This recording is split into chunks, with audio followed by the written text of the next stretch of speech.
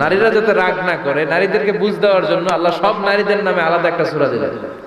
সূরার নাম, তার মানে আল্লাহ নারীকে খুশি রাখতে চায়, বিশ্বনবীও নারীদেরকে খুশি রাখতে চায়। আমরা অনেকে বলে, হুজুর আপনি নারীদের পক্ষে কথা বলেন বেশি।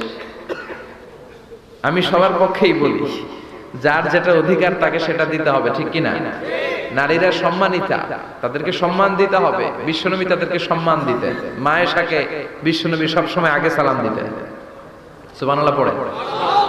খাদিজা রাদিয়াল্লাহু তাআলা আনহাকে আল্লাহ তাআলা আরশের উপর থেকে সালাম পাঠিয়েছেন। এজন্য নারীদেরকে সালাম দিবেন বেশি বেশি।